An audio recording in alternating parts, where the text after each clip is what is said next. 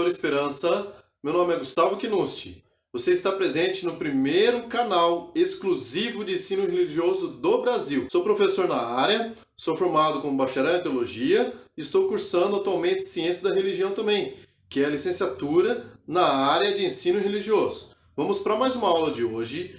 Hoje é uma aula sobre uma das grandes religiões do cristianismo, em continuação à sequência dos nossos vídeos. Esse é o 5º vídeo, tá? Então, se você não assistiu os outros primeiros vídeos, desde o primeiro sobre o que é religião, cristianismo, judaísmo, islamismo, enfim. Se você não assistiu os outros vídeos anteriores, dê um pause agora, acesse esse card que vai aparecer aqui para cima, tá? E comece assistindo desde o primeiro, para depois você voltar a assistir esse aqui, acompanhando a sequência de vídeos que estamos dessa playlist, tá legal? Então vamos lá, a aula de hoje é sobre o budismo. Vamos começar falando um pouquinho sobre a origem e a história do budismo.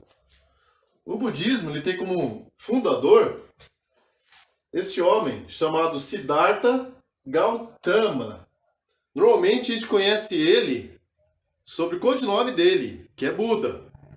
Porém, o nome de nascimento dele é Siddhartha Gautama. O budismo ele teve origem na Índia. Hoje, atualmente, seria o equivalente à região do Nepal, ao país do Nepal, na parte norte, né, do país aí. Depois ele foi difundido para toda a região oriental também. Mas o budismo ele tem uma história interessante relacionada à sua fundação, à sua origem. Siddhartha Gautama, ele era um príncipe. E ele foi criado de uma maneira muito separada do mundo. Por ser um príncipe e fazer parte de uma elite de guerreiros, o seu pai, que era muito rico, criou ele em meio a um palácio e em meio a um local que, digamos, que naquela época seria considerado como se fosse um paraíso. Porque o pai dele criou de uma maneira tão especial que ele nunca tinha visto ninguém sofrer, nunca tinha visto ninguém pobre ou nunca tinha presenciado a morte, por exemplo. Mas vamos começar, antes de a gente falar nesse aspecto dessa parte, vamos falar um pouquinho sobre o nascimento de Siddhartha Gautama, tá? O Buda. O nascimento dele se deu da seguinte maneira. A mãe dele, ela foi, no momento de conceber, ela teve que viajar para outro local. E durante essa viagem que ocorreu o nascimento dele. E ele nasceu debaixo de uma árvore. E por nascer debaixo de uma árvore, e por estar presente no momento do seu nascimento, um grande mestre hinduísta, ele diz que aquele menino seria iluminado, aquele menino seria diferente de todos os outros. E infelizmente aconteceu uma fatalidade no seu nascimento. A sua mãe, logo depois de conceber, veio a falecer, porque ela teve ele com muitas dores. E conta-se uma lenda que logo depois que ele nasceu, ele já deu 7 passos, e ali ele foi colocando 7 flores de lótus. E a flor de lótus é um dos símbolos aí do budismo. Ela está muito ligada ao budismo, porque tem muito a ver com a crença, com a filosofia budista também. E ele foi criado de maneira muito especial. Por ser um príncipe, por fazer parte de uma casta mais elevada.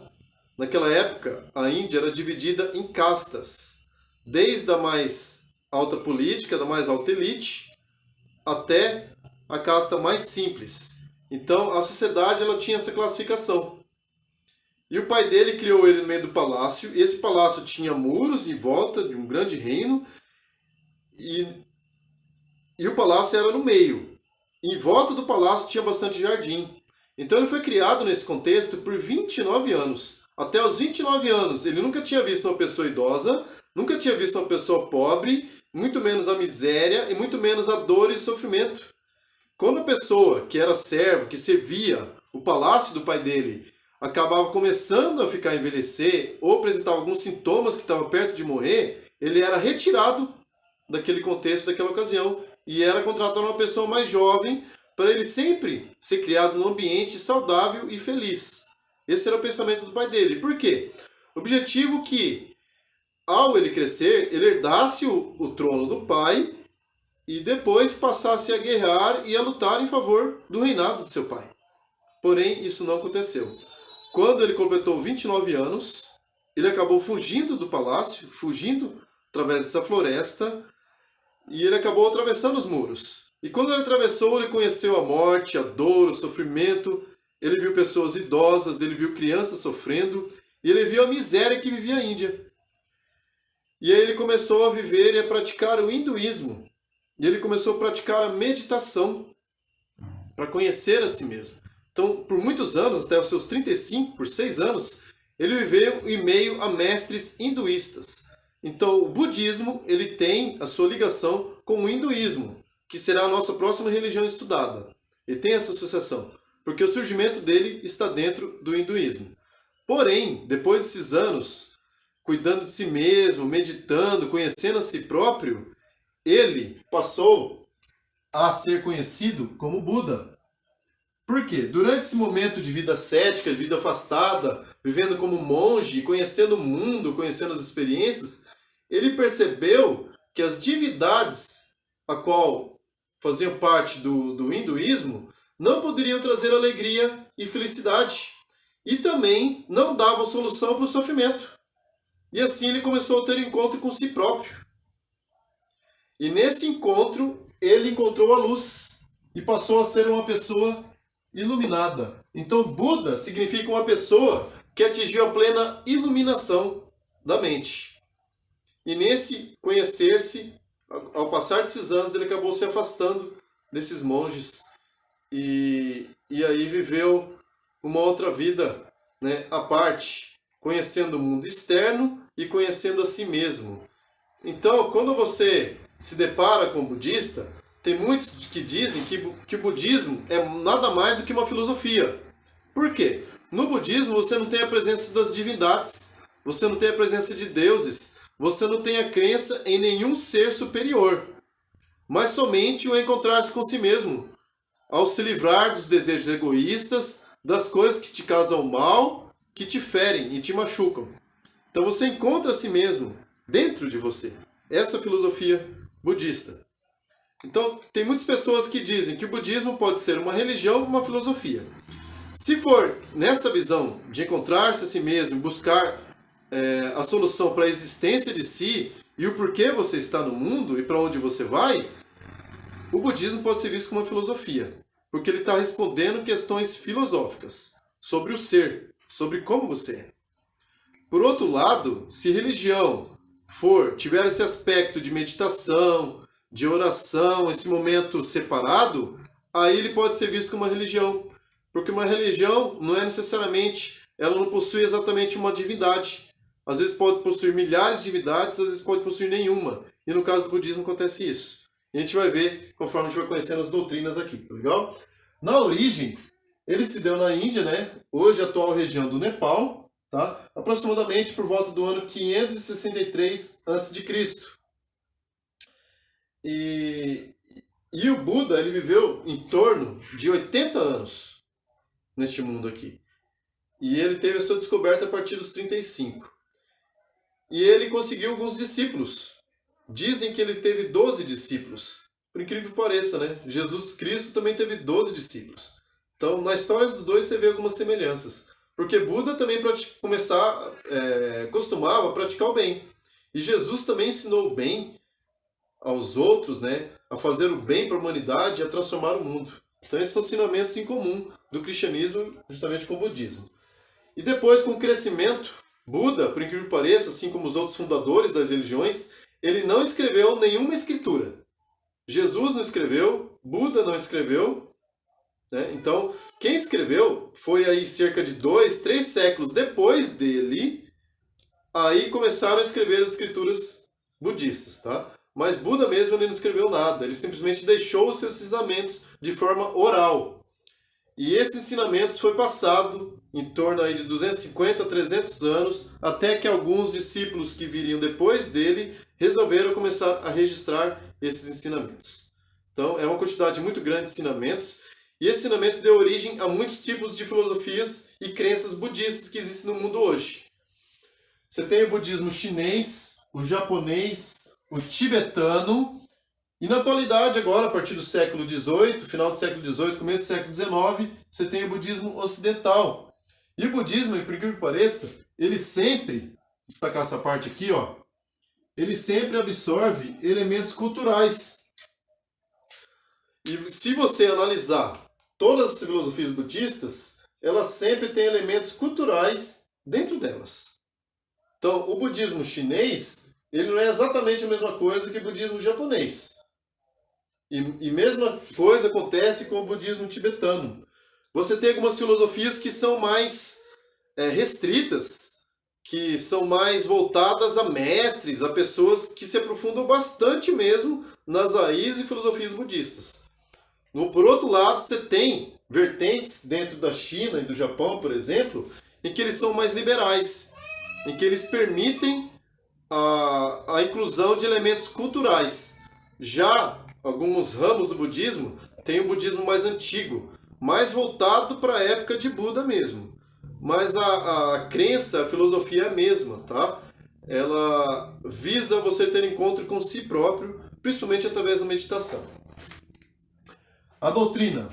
Eles não possuem nenhuma divindade, conforme eu já mencionei.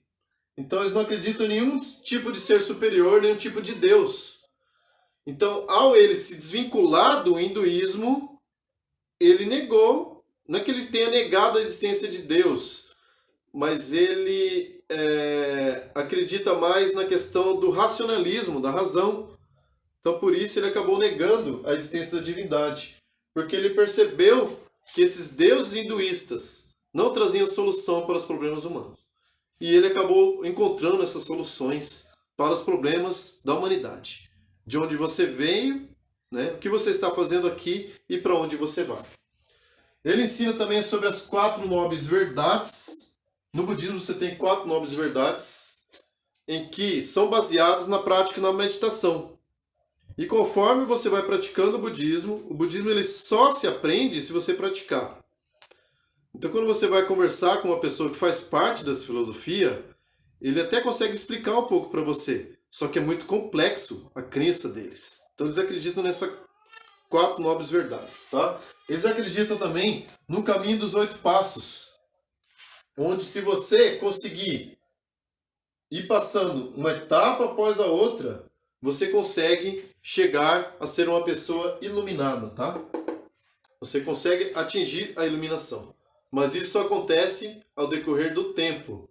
Não tem como você, vou começar a praticar o budismo e vou passar a ser uma pessoa iluminada logo em seguida. Não. Você tem que ir praticando essas verdades e tirando os seus desejos egoístas, as suas vontades carnais de si mesmo, e com isso você manifesta isso através do bem, da prática do bem. Eles acreditam também na reencarnação, na questão que uma pessoa ela vai sofrer as consequências na próxima vida que ela tiver. Então, reencarnação, se ela morrer, ela vai acabar reencarnando de outra maneira, de acordo com os atos e atitudes que ela viveu aqui neste mundo. Então, isso de maneira sem fim, né? Uma maneira eterna. Assim vai passando esses processos de reencarnação. Legal? A outra crença aqui é fazer o bem e dominar a mente. Então, os 2 principais resumos de toda a doutrina budista é isso. Você tem que sempre fazer o bem e tem que aprender a dominar a tua mente e as tuas vontades. Tudo isso está ligado com a doutrina budista. O local de reunião é chamado de templo. Então, quando você vai em um local em que eles se reúnem, você conhece o templo. Lá você vê símbolos de Buda, tá? Em posições de meditação. Isso não significa que aquelas estátuas, aqueles símbolos, aquelas imagens que ali estão presentes, são adoradas, tá? Mas ali é para os adoradores, né? Ali, digamos assim, da filosofia da religião budista, exercerem a prática de acordo com as posições que são ensinadas no budismo. O líder é chamado de mestre. E o mestre ele tem bastante respeito para com as outras pessoas. Uma pessoa bastante respeitada nas crenças. O símbolo é a famosa roda da vida. Eu vou colocar uma figura aqui do lado para você ver como é que seria o símbolo do budismo, conhecido como roda da vida. E ali você vai perceber que nesse símbolo, né, os arcos, né, ali os raios desse símbolo são 8 raios. Digamos aqui que está simbolizando esses 8 passos que uma pessoa tem que atingir para ser uma pessoa iluminada. Tá legal? Os adeptos. A quantidade de adeptos no Brasil e no mundo é interessante. Eu mesmo, quando fui pesquisar sobre essa religião, eu não sabia que tinha tanto adepto assim. No mundo, você tem a presença de 376 milhões de adeptos da religião budista no mundo. E no Brasil, de acordo com a última pesquisa do IBGE, você tem em torno aí de 250 mil pessoas budistas no mundo. Eu, particularmente, quando eu conheci de maneira mais profunda essa religião, eu achei interessante, porque além de possuir algumas semelhanças com o cristianismo, a religião budista, ela sempre tem essa questão de olhar para o outro, de entender o outro e de praticar o bem com o outro. Então não é pensar somente em si mesmo, mas pensar no outro também, para promover a paz, para promover a tolerância, para promover o bom senso, né, e para você praticar as verdades que você aprende dentro do budismo. E essa questão também de você se libertar do mal, né? Você conhece a si mesmo, você acaba tendo uma vida um pouco mais calma, mansa, tranquila. Então o budismo ensina muitas coisas pra gente. Tá? Pesquise de maneira mais profunda e eu espero que você tenha gostado dessa aula. E se você gostou, compartilhe com as pessoas que estão ao seu redor, para que elas também possam entender e deixar de ter o preconceito com muitas religiões orientais.